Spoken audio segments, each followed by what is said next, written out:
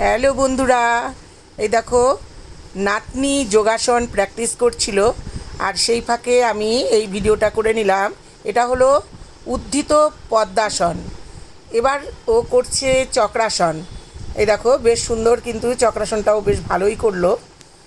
আর ওঠার সময়ও দেখো দিব্যি সুন্দর ব্যালেন্স নিয়ে কিন্তু ও উঠেও পড়লো। এই দেখো না, এরপরের যে আসনটা এটা হচ্ছে গোমুখ আসন। এই আসনটাও কিন্তু বেশ সুন্দরই করেছে। এই দেখো এটা হলো গোমুখ আসন।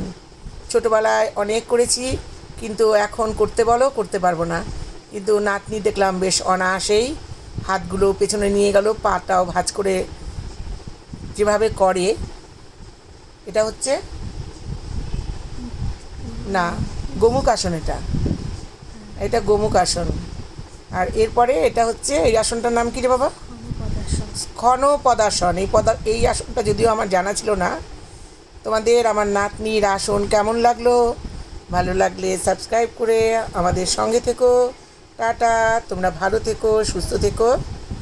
আবার নাতনির এই ধরনের কোনো আসন নিয়ে তোমাদের সামনে উপস্থিত হব।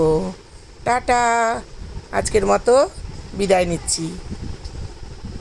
এই আসনগুলো কিন্তু আমাদের শরীরের জন্য ভীষণই উপকারী। তোমরা যদি পারো অল্প বিস্তর এগুলো চর্চা করতে পারো। তবে এই বয়সে এসে আমার দ্বারা আর সম্ভব নয়। তোমাদের উপদেশ দিচ্ছি এটা ঠিকই, কিন্তু চেষ্টা করো তোমরা এই আসনগুলো যদি করতে পারো তাহলে তোমাদের জন্য খুব ভালো হবে।